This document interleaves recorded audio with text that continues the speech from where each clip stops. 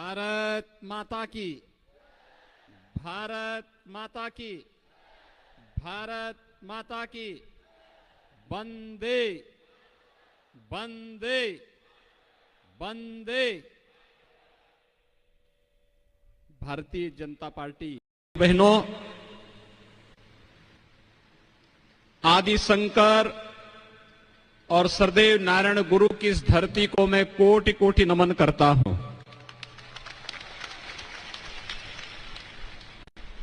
केरल की धरती पर हम सबको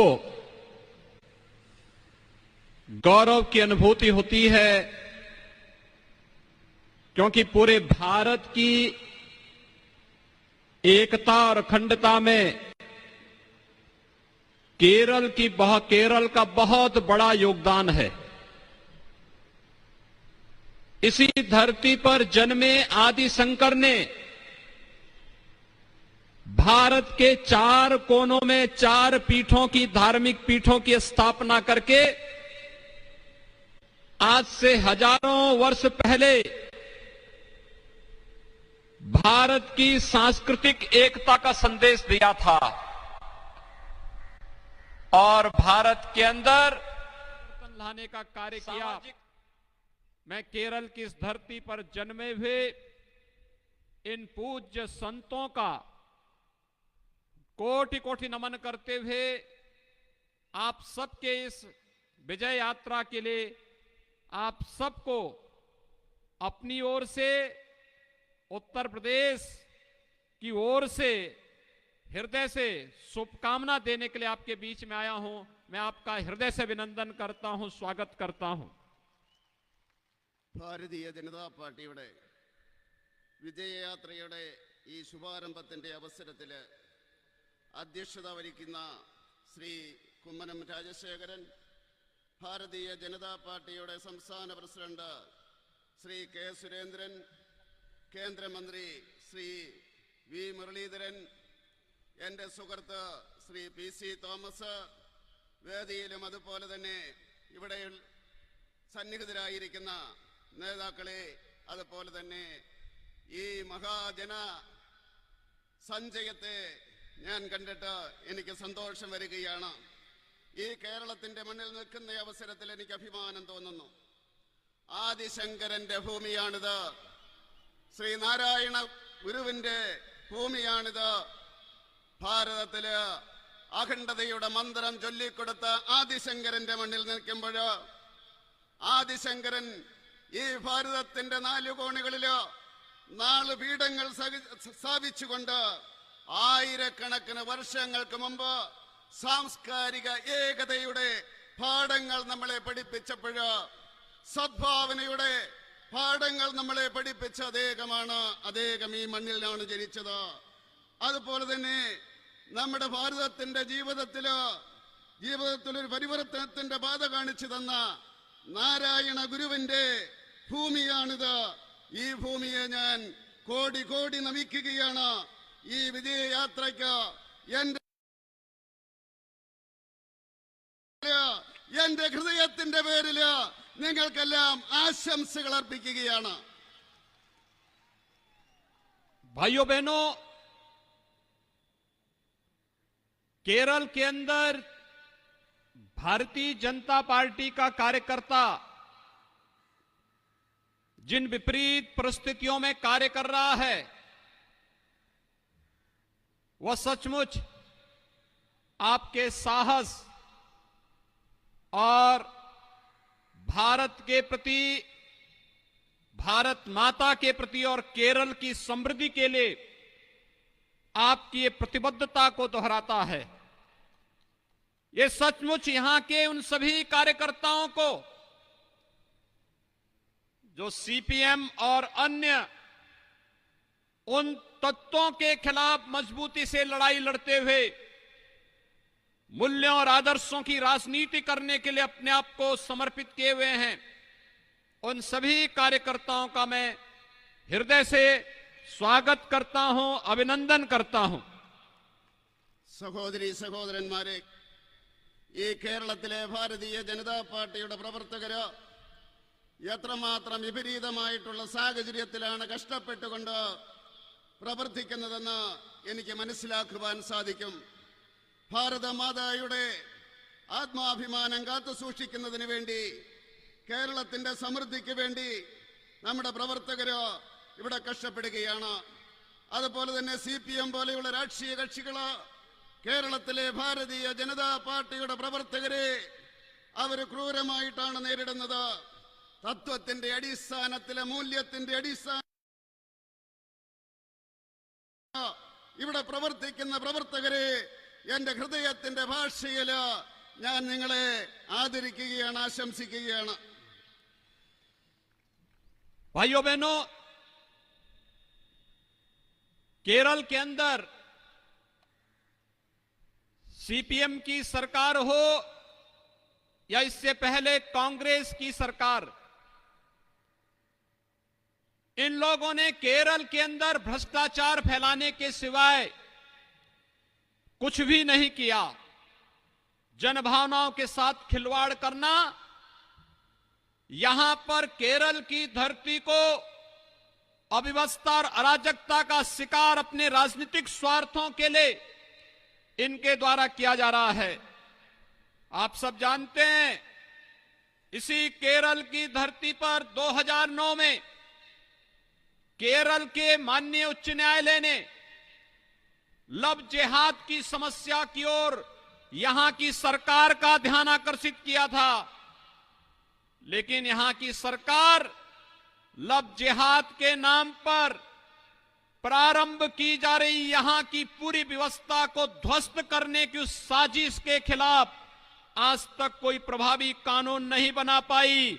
लेकिन उत्तर प्रदेश के अंदर कुछ ही केस आए थे, लव जिहाद के खिलाफ एक सख्त कानून बना करके हम लोगों ने ऐसे तत्वों के खिलाफ कार्रवाई करना प्रारंभ किया है। സഹോദരി സഹോദരന്മാരെ, ഈ കേരളത്തില് CPMന്റെ സർക്കാരാണെങ്കിലും കോൺഗ്രസിന്റെ സർക്കാരാണെങ്കിലും അഴിമതി മാത്രമാണ് ജനങ്ങൾക്ക് പ്രദാനം ചെയ്യുന്നത്. ജനങ്ങളുടെ പ്രശ്നങ്ങൾ പരിഹരിക്കുവാൻ വേണ്ടി ഈ മണ്ണില് അവരൊന്നും ചെയ്തിട്ടില്ല. ഈ ഭൂമിയില്, കേരളത്തിന്റെ ഭൂമിയില് അവ്യവസ്ഥയും അതുപോലെ തന്നെ അരാജകത്വവും കൊണ്ടുവരുവാൻ വേണ്ടിയാണ് അവർ ശ്രമിച്ചിട്ടുള്ളത്. 2009 ഈ കേരളത്തിന്റെ ന്യായാലയം പറയുകയുണ്ടായി, ഈ കേരളത്തില് ലവ് ജിഹാദ് ഉണ്ട് എന്ന്. എന്നാൽ ആ ലവ് ജിഹാദിനെ നിയന്ത്രിക്കുന്നതിന് വേണ്ടിയുള്ള നടപടികളൊന്നും സ്വീകരിച്ചില്ല എന്ന് മാത്രമല്ല, അതിനനുകൂലമായിട്ടുള്ള നടപടികളാണ് ഇവിടുത്തെ സർക്കാർ സ്വീകരിച്ചുകൊണ്ടിരിക്കുന്നത്. എന്നാൽ ഉത്തർപ്രദേശിലെ സർക്കാർ ആ ലവ് ജിഹാദിനെ നിയന്ത്രിക്കുന്നതിന് വേണ്ടി ശക്തമായിട്ടുള്ള നിയമമുണ്ടാക്കി എന്ന് പറയുവാൻ ഞാൻ ആഗ്രഹിക്കുകയാണ്. मित्रों, लव जिहाद के बारे में यहां की न्यायालय ने 2009 में इस बात को स्पष्ट किया था कि लव जिहाद केरल जैसे स्टेट को इस्लामिक स्टेट बनाने की साजिश का हिस्सा है। उस सब के बावजूद उसे चिंता नहीं है, न सुरक्षा की और न ही इसकी आड़ में केरल के खिलाफ और देश के खिलाफ की जा रही साजिश के बारे में कोई प्रभावी कार्रवाई नहीं हो पा रही है। हम सबको इसके खिलाफ जागरूक होना पड़ेगा और इसीलिए आज केरल की आवश्यकता है भारतीय जनता पार्टी। भारतीय जनता पार्टी न केवल आपको समृद्धि का बल्कि प्रत्येक नागरिक को बिना भेदभाव के सुरक्षा की गारंटी भी दे सकती है। സുഹൃത്തുക്കളെ, കേരളത്തിന്റെ നീതിപീഠം 2009 പറയുകയുണ്ടായി, ലവ് ജിഹാദ് സ്റ്റേറ്റ് ഉണ്ടാക്കുന്നതിന് വേണ്ടിയുള്ള ശ്രമമാണ് എന്ന് പറയുകയുണ്ടായി. പക്ഷെ ഇവിടെ ഭരിക്കുന്നത് ആരായാലും കേരളത്തിന്റെ സുരക്ഷയ്ക്ക് വേണ്ടിയല്ല, ദേശത്തിന്റെ സുരക്ഷയ്ക്ക് വേണ്ടി അല്ല അവർ ഭരിക്കുന്നത്. അതിനുവേണ്ടിയുള്ള നടപടികൾ അവർ സ്വീകരിച്ചില്ല. നമ്മളെ സംബന്ധിച്ചിടത്തോളം ജാഗ്രത പുലർത്തേണ്ടിയിരിക്കുന്നു. കേരളത്തിന്റെ ആവശ്യം ഭാരതീയ ജനതാ പാർട്ടി ജയിക്കുക എന്നുള്ളതാണ്.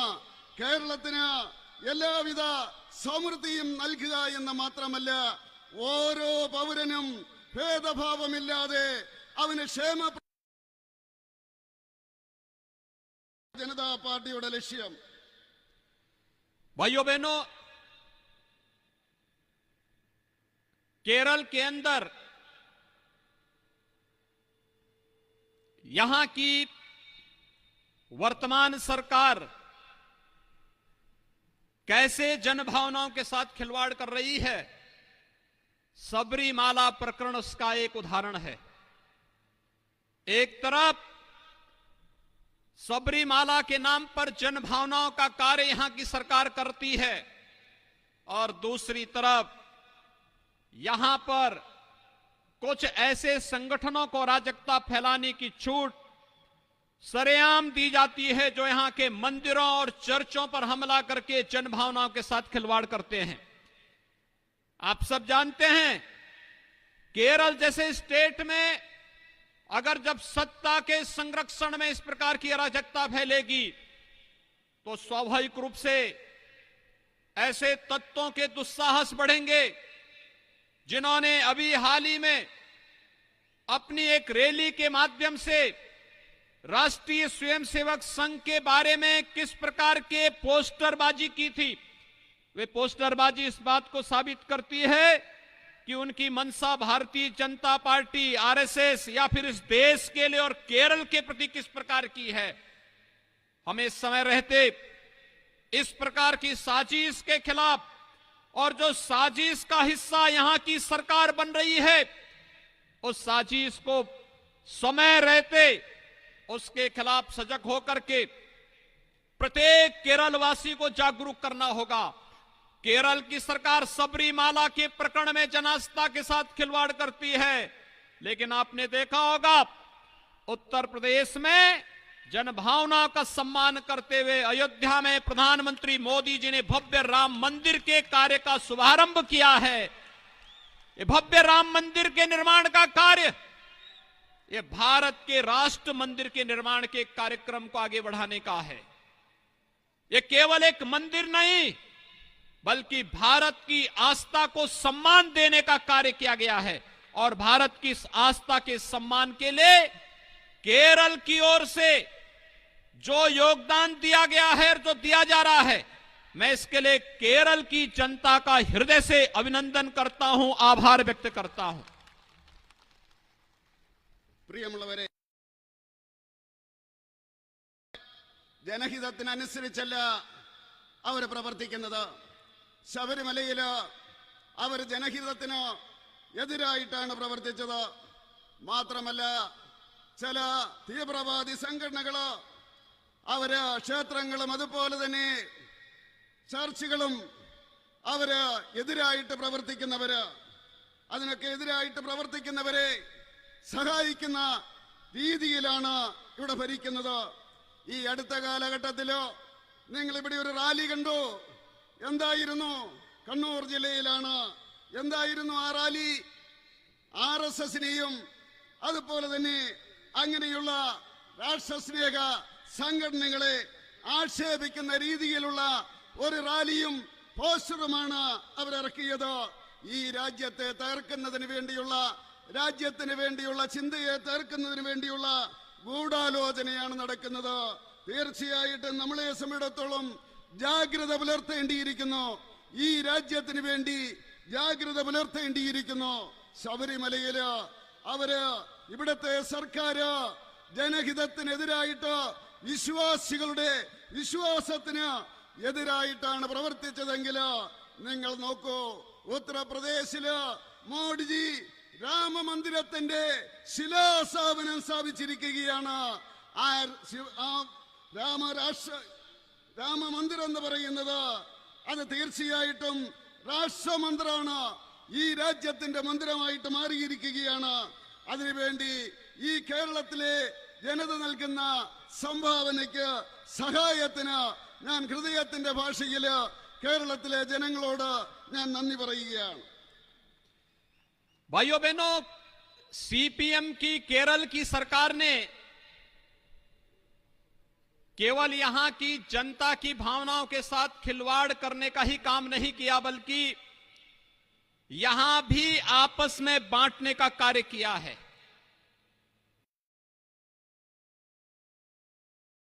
अपने राजनीतिक स्वार्थ के लिए सीपीएम की सरकार यहां पर तमाम ऐसे संगठनों को अराजकता फैलाने की खुली छूट दे रही है, जो न केवल सुरक्षा के लिए बल्कि एकता और अखंडता के लिए भी गंभीर चुनौती प्रस्तुत कर रहे हैं।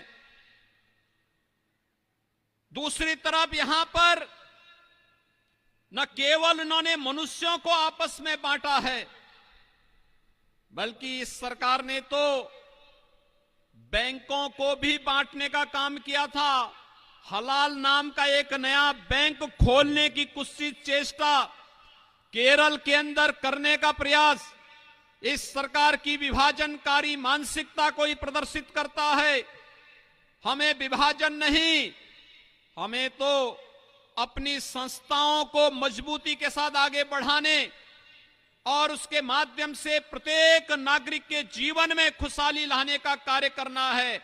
आज प्रधानमंत्री मोदी जी के नेतृत्व में पूरे देश के अंदर जो अभियान चला है, सबका साथ, सबका विकास और सबका विश्वास, इस अभियान के साथ जुड़ करके प्रत्येक केरलवासी भी शासन की योजना से लाभान्वित हो सके, यह कार्य भारतीय जनता पार्टी अपने सहयोगी दलों के साथ मिलकर के करेगी और इसे यहां के जन जन तक पहुंचाने की आवश्यकता है कि भारतीय जनता पार्टी ही जैसे मोदी जी के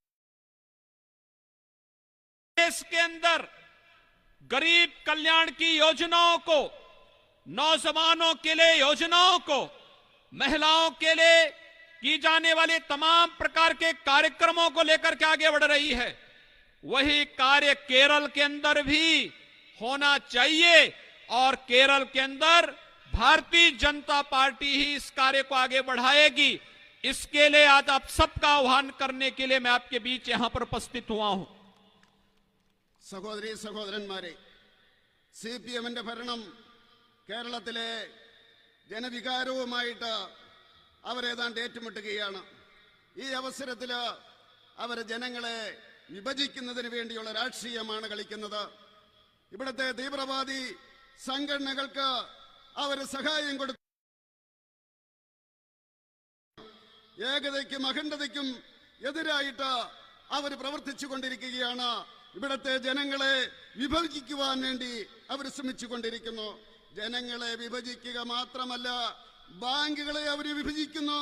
ഹലാൽ ബാങ്ക് എന്ന് പറഞ്ഞുകൊണ്ട് ഒരു ബാങ്ക് ഇവിടെ സ്ഥാപിക്കുവാൻ വേണ്ടി അവർ ശ്രമിക്കുകയാണ്. മനുഷ്യനെയും തമ്മിലടിപ്പിക്കുന്നതിന് വേണ്ടി ഇതിനെതിരെ മാനവികതയുടെ ശബ്ദമായിട്ട് നാം ശക്തമായിട്ട് മുന്നോട്ട് നീങ്ങേണ്ടിയിരിക്കുന്നു. നമ്മുടെ പദ്ധതി എന്ന് പറയുന്നത് ജാതിയും മതവും നോക്കാതെ ഓരോ പൗരനും അവന് വികസനത്തിനുള്ള, അവന് മുന്നോട്ട് പോകുന്നതിനുള്ള പദ്ധതികളാണ്. നരേന്ദ്രമോദിയുടെ നേതൃത്വത്തിലുള്ള പദ്ധതികളാണ് സബ്കാ സാത്ത്, സബ്കാ വികാസ്, സബ്കാ വിശ്വാസ് എന്നുള്ള മുദ്രാവാക്യം ഉയർത്തിപ്പിടിച്ചുകൊണ്ട് എല്ലാവരെയും ഒരുമിച്ച് നിർത്തിക്കൊണ്ട് അങ്ങോട്ട് മുന്നോട്ട് പോകുകയാണ്. കേരളത്തിൽ ഭാരതീയ ജനതാ പാർട്ടിയോടൊപ്പം ഇവിടുത്തെ ഘടകകക്ഷികളും അതിന് സഹായം നൽകുകയാണ്. അതുകൊണ്ട് എനിക്ക് പറയുവാനുള്ളത്, ക്ഷേമ പദ്ധതികള്, ജനങ്ങൾക്ക് വേണ്ടിയുള്ള ക്ഷേമ പദ്ധതികള്, യുവാക്കൾക്ക് വേണ്ടിയുള്ള പദ്ധതികള്, മഹിളകൾക്കുള്ള പദ്ധതികള്, അതെല്ലാം തന്നെ ഓരോ പൗരനിലെത്തണം, ജനങ്ങളോട് പറയണം. അങ്ങനെ ഭാരതീയ ജനതാ പാർട്ടി ഈ കേരളത്തില് വിജയിക്കുന്നതിനുള്ള അന്തരീക്ഷം ഉണ്ടാക്കണമെന്ന് അഭ്യർത്ഥിക്കുന്നതിന് വേണ്ടിയാണ് ഞാൻ ഇവിടെ എത്തിയിരിക്കുന്നത്. भाइयों बहनों, केरल के अंदर चाहे एलडीएफ रहा हो या यूडीएफ, ये दोनों भ्रष्टाचार की प्रतीक रहे हैं। यहां की जनता को शासन की योजनाओं से वंचित करने वाली रही हैं। उत्तर प्रदेश देश के अंदर आबादी के हिसाब से सबसे बड़ा राज्य है। 24 करोड़ की आबादी उत्तर प्रदेश में निवास करती है और उस 24 करोड़ की आबादी में आपने देखा होगा कोरोना प्रबंधन किस रूप में होता है। उत्तर प्रदेश के अंदर आज के दिन पर 2000 से भी कम एक्टिव केस कोविड के उत्तर प्रदेश के अंदर बचे हैं। कोविड की नियंत्रण के लिए बहुत अच्छी कार्य योजना वहां पर बना करके, क्योंकि केंद्र में मोदी जी के नेतृत्व की सरकार जो मार्गदर्शन करती है और जिन योजनाओं को देती है, उन योजनाओं को ईमानदारी के साथ उत्तर प्रदेश के नागरिकों को उपलब्ध कराने का कार्य किया जा रहा है। और इसीलिए बेहतर कोविड प्रबंधन के लिए WHO ने भी उत्तर प्रदेश सरकार की सराहना की है। आखिर कोविड नियंत्रण केरल के अंदर क्यों नहीं होता है? केरल की सरकार, यहां के मुख्यमंत्री और यहां की सरकार तो पहले उत्तर प्रदेश के हेल्थ इंफ्रास्ट्रक्चर पर हंसती थी, लेकिन आज दुनिया कोविड प्रबंधन में फेल होने के लिए केरल की सरकार पर हंस रही है। केरल की सरकार को केरल की जनता के सामने इसका जवाब देना चाहिए। സുഹൃത്തുക്കളെ, കേരളത്തില് LDF ആയാലും UDF ആയാലും അത് അഴിമതിയുടെ പ്രതീകങ്ങളായിട്ട് മാറിയിരിക്കുകയാണ്. ഭരണത്തിലൂടെ ജനങ്ങൾക്ക് ആനുകൂല്യങ്ങൾ നൽകാതെ അവരെ അവഗണിക്കുകയാണ്. എന്നാൽ ഞാൻ UP-യിൽ നിന്നാണ് വരുന്നത്. ഇന്ത്യയിലെ ഏറ്റവും കൂടുതൽ ജനസംഖ്യയുള്ള സംസ്ഥാനമാണ് UP. 24 കോടി ജനങ്ങളാണ് UP-യിലുള്ളത്. ആ 24 കോടി ജനങ്ങളുള്ള UP-യില് കൊറോണ എങ്ങനെ നിയന്ത്രിച്ചു എന്ന് നിങ്ങൾ മനസ്സിലാക്കണം. ഇന്ന് 2000-ൽ കുറവാണ്. അവിടെ ഈ കൊറോണ കേസസ് ഏതായാലും UP ശക്തമായിട്ടുള്ള നടപടികൾ എങ്ങനെയാണോ മോഡിജി നിർദ്ദേശിച്ചത് അതിന്റെ അടിസ്ഥാനത്തില് പദ്ധതികൾ നടപ്പിലാക്കി. അതുകൊണ്ട് അവിടെ കൊറോണ നിയന്ത്രിക്കുവാൻ സാധിച്ചു. ലോക ആരോഗ്യ സംഘടന UP-യെ അഭിനന്ദിച്ചിരിക്കുകയാണ് ശക്തമായിട്ടുള്ള നടപടികൾ സ്വീകരിച്ചതിന്. എന്തുകൊണ്ട് കേരളത്തിലെ സർക്കാരിന് നിയന്ത്രിക്കാൻ സാധിക്കുന്നില്ല? ഒരു കാലഘട്ടത്തിൽ കേരളത്തിലെ മുഖ്യമന്ത്രി UP-യുടെ കാര്യം പറഞ്ഞ് ചിരിക്കുമായിരുന്നു. ഇന്ന് ലോകം മുഴുവൻ കേരളത്തിലെ സർക്കാരിന്റെ പരാജയം ചൂണ്ടിക്കാണിച്ചുകൊണ്ട് ചിരിക്കുകയാണ്. അങ്ങനെ ഈ സർക്കാർ പരാജയപ്പെട്ടിരിക്കുകയാണ് കോവിഡ് നിയന്ത്രിക്കുന്ന കാര്യത്തില്. केरल के अंदर यहां का युवा यहां पर ईमानदारी से नौकरी न मिलने के कारण केरल से पलायन करने के लिए मजबूर हो रहा है। और उत्तर प्रदेश में 4 वर्ष में 4 लाख नौजवानों को सरकारी नौकरी पूरी पारदर्शी ईमानदारी के साथ उत्तर प्रदेश सरकार ने उपलब्ध करवाई है। केरल की बहुत सारी बहनें तो उत्तर प्रदेश के अंदर भी वहां पे शासकीय सेवा में भी और निजी क्षेत्र की सेवा में भी कार्य कर रही हैं। कहीं कोई समस्या उनके सामने नहीं है। यही नहीं, निजी क्षेत्र में भी भारी पैमाने पर निवेश को उत्तर प्रदेश के अंदर आमंत्रित किया गया है। और केंद्र सरकार की मदद से उत्तर प्रदेश में वर्तमान में 30 नए मेडिकल कॉलेज बनाए जा रहे हैं। 40 लाख गरीबों को एक आवास उपलब्ध कराया गया है। 1 करोड़ 38 लाख से अधिक लोगों को विद्युत का कनेक्शन उपलब्ध करवाया गया है। केंद्र सरकार के द्वारा, मोदी जी के द्वारा प्रत्येक नागरिक के लिए उपलब्ध कराई जाती है। तो उस योजना में भी मोदी जी और केंद्र सरकार का नाम कटवाने का प्रयास होता है। पैसा तो लेते हैं, लेकिन योजनाओं के नाम साथ प्रधानमंत्री जी और केंद्र सरकार का नाम जोड़ने में संकोच होता है। भाइयों बहनों, हमें केरल सरकार की वास्तविकता को समझने का प्रयास करना चाहिए। इनका विकास में नहीं, केरल के विकास में नहीं, केरल के नागरिकों के उत्थान में नहीं, बल्कि केवल CPM के कैडर के विकास में इनकी रुचि है। और CPM के कैडर के विकास के लिए केरल की जनता के साथ धोखा बंद होना चाहिए। और यही आह्वान करने के लिए आज आपके बीच में हम लोग आए हैं। പ്രിയമുള്ളവരെ, കേരളത്തിലെ യുവാക്കള് ജോലി കിട്ടാതെ വിഷമിക്കുകയാണ്, ഇന്ന് സമരം ചെയ്യുകയാണ്. പക്ഷേ ഞാൻ പറയുവാൻ ആഗ്രഹിക്കുന്നു, യു പിയിൽ കഴിഞ്ഞ 4 വർഷം കൊണ്ട് 4 ലക്ഷം തൊഴിലില്ലാത്ത ചെറുപ്പക്കാർക്ക് ജോലി കൊടുക്കുവാൻ സാധിച്ചു. കേരളത്തിലെ അനേകം സഹോദരി സഹോദരന്മാര് യു പിയിൽ ജോലി ചെയ്യുന്നുണ്ട്. സർക്കാരിന്റെ കീഴിലുള്ള ആരോഗ്യ സ്ഥാപനങ്ങളിലും അതുപോലെ തന്നെ പ്രൈവറ്റ് സ്ഥാപനങ്ങളിലും ജോലി ചെയ്യുന്നുണ്ട്. അവരെ സംബന്ധിച്ചിടത്തോളം ഒരു പ്രശ്നവുമില്ല. ആ പ്രൈവറ്റ് ആയിട്ടുള്ള സ്ഥാപനങ്ങളിലും അവർക്ക് നല്ല രീതിയിലുള്ള പരിഗണന കിട്ടുന്നുണ്ട് എന്ന് സംസ്ഥാന സർക്കാർ ഉറപ്പുവരുത്തുന്നു.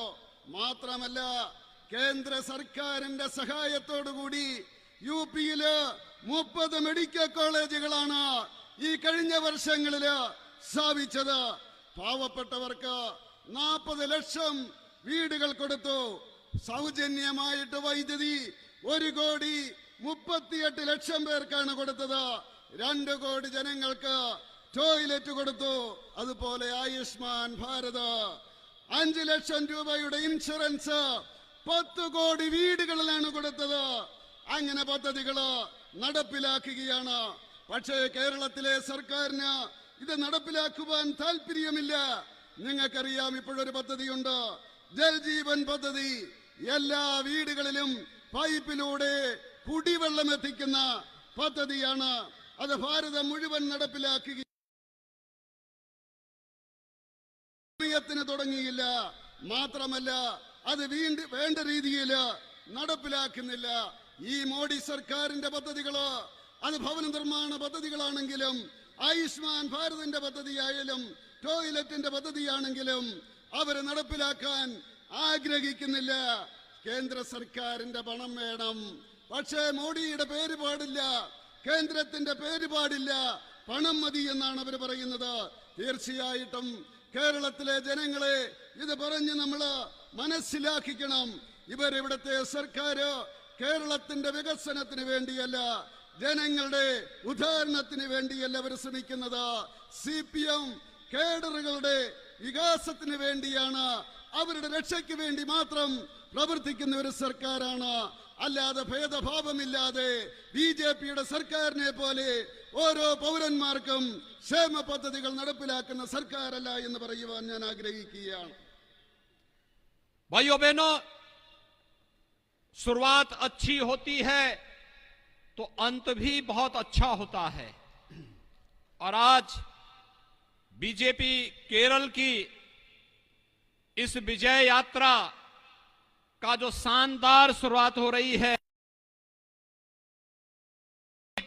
शुभकामनाएं हैं कि यह यात्रा केरल के अंदर भारतीय जनता पार्टी की विजय यात्रा के साथ ही स्टेट में भारतीय जनता पार्टी बेहतरीन प्रदर्शन करते हुए सरकार बनाने की ओर अग्रसर होगी. क्योंकि मुझे विश्वास है, आज मोदी जी के नेतृत्व में जो विश्वास आम जनमानस के मन में आया है, केरल के अंदर भी वहां पर CPM की सरकार थी. और आप जानते हैं कि त्रिपुरा के अंदर जब वहां की सरकार 35 वर्षों से चली आ रही थी, लेकिन जब उनके पास मोदी जी के नेतृत्व की भारतीय जनता पार्टी की सरकार के कार्यों की और लोक कल्याणकारी योजनाओं का लाभ पहुंचा, जब वहां पे इलेक्शन हुए 2 वर्ष पूर्व, तो त्रिपुरा में 2/3 मेजोरिटी के साथ भारतीय जनता पार्टी वहां पर सरकार बनाई है. आज नॉर्थ ईस्ट में त्रिपुरा हो, मणिपुर हो, अरुणाचल हो, असम है, इन सभी राज्यों में भारतीय जनता पार्टी की सरकारें बेहतरीन तरीके से कार्य कर रही है. और भारतीय जनता पार्टी विकास के लिए तो कार्य कर ही रही है, साथ साथ अलगाववाद और आतंकवाद पूरी तरह उन क्षेत्रों से समाप्त भी हो गया है. केरल के अंदर भी भारतीय जनता पार्टी के कार्यकर्ताओं ने त्याग और बलिदान का, शौर्य और पराक्रम का जो एक नया इतिहास रचा है, इस इतिहास को अब आगे बढ़ाने की आवश्यकता है. और इसके लिए इस विजय यात्रा का शुभारंभ आप सबके लिए शुभ हो. यह अपनी पूरी शुभकामना आप सबके प्रति व्यक्त करने के लिए आज मैं विशेष रूप से इस विजय यात्रा के शुभारंभ के अवसर पर यहां पर आपके बीच में उपस्थित हुआ हूं। आप सबके लिए और इस पूरी यात्रा के लिए, विधानसभा चुनाव के लिए मेरी शुभकामनाएं, उत्तर प्रदेश की शुभकामनाएं और देश की शुभकामनाएं आप सबके प्रति है। इस विश्वास के साथ मैं अपनी वाणी को यहीं पर विराम देता हूं। धन्यवाद। जय हिंद, जय जय श्री राम। സഹോദരീ സഹോദരന്മാരെ, തുടക്കം നന്നായി കഴിഞ്ഞാൽ അന്ത്യം വരെയും നല്ലതായിരിക്കും. അതുകൊണ്ട് ഞാൻ പറയുവാൻ ആഗ്രഹിക്കുകയാണ്, തീർച്ചയായിട്ടും വിജയയാത്ര ഒരു മഹാവിജയമായിട്ട് മാറുമെന്നുള്ള കാര്യത്തിൽ എനിക്ക് യാതൊരു സംശയവുമില്ല. ഈ വിജയയാത്ര കേരളത്തില് ഭാരതീയ ജനതാ പാർട്ടിയുടെ വളർച്ചയുടെ നാന്ദിയായിട്ട് മാറട്ടെ എന്ന് ഞാൻ ആഗ്രഹിക്കുകയാണ്. തീർച്ചയായിട്ടും അങ്ങനെ ഈ ഭാരതീയ ജനതാ പാർട്ടി കേരളത്തിൽ അധികാരത്തിൽ വരുന്ന രീതിയിലേക്ക് ഈ യാത്ര മാറട്ടെ എന്ന് ഞാൻ ആശംസിക്കുന്നു. ഞാൻ പറയുവാൻ ആഗ്രഹിക്കുകയാണ്, ത്രിപുരയില് 25 വർഷ കാലഘട്ടം CPM ഭരിച്ചതാണ്. അവർ ജനങ്ങളെ അടിച്ചമർത്തുകയായിരുന്നു. മോഡിയുടെ സർക്കാർ വന്നു, ജനക്ഷേമ പദ്ധതികള് അവിടുത്തെ ജനങ്ങളെ പറഞ്ഞ് മനസ്സിലാക്കി കഴിഞ്ഞപ്പോൾ അവിടെ മാറ്റമുണ്ടായി. ത്രിപുരയിൽ ഇന്ന് 3-2 ഭൂരിപക്ഷത്തിന് ഭാരതീയ ജനതാ പാർട്ടിയാണ് ഭരിക്കുന്നത്. നമുക്കറിയാം, വടക്ക് കിഴക്കൻ സംസ്ഥാനങ്ങളില് ത്രിപുരയാണെങ്കിലും മണിപ്പൂരിലാണെങ്കിലും ആസാമിലാണെങ്കിലും എല്ലാം തന്നെ ഭാരതീയ ജനതാ പാർട്ടി അങ്ങനെ വികസനത്തിൻ്റെതായിട്ടുള്ള ഒരു വികാരം ജനങ്ങളിൽ ഉണ്ടാക്കേണ്ടിയിരിക്കുന്നു. അത് തീർച്ചയായിട്ടും ഇവരുണ്ടാക്കുവാൻ ശ്രമിക്കുന്നത് വിഭജനത്തിന്റെ വികാരമാണ്, അതുപോലെ തന്നെ ഭീകരവാദത്തിന്റെ വികാരമാണ്. അതിനെ നമ്മൾ തകർക്കേണ്ടിയിരിക്കുന്നു. എനിക്കറിയാം, കേരളത്തിലെ പ്രവർത്തകര് ത്യാഗം സഹിച്ചുകൊണ്ട്, കഷ്ടപ്പാട് സഹിച്ചുകൊണ്ട് ഇതിനെതിരെ പടപൊരുതുകയാണ് എന്ന് എനിക്കറിയാം. തീർച്ചയായിട്ടും നിങ്ങൾ മുന്നോട്ട് പോകണം എന്ന് പറയുന്നതിന് വേണ്ടിയാണ് ഞാൻ വന്നത്. നിങ്ങളുടെ ഈ പ്രവർത്തനങ്ങൾക്ക്, നിങ്ങളുടെ വിജയത്തിന് വേണ്ടി തീർച്ചയായിട്ടും ഞാൻ എന്റെ വ്യക്തിപരമായിട്ടുള്ള പേരില്, UPയുടെ പേരിൽ, ഉത്തർപ്രദേശിന്റെ പേരില്, രാജ്യത്തിന്റെ പേരില് ആശംസകൾ നേരുകയാണ്. നന്ദി.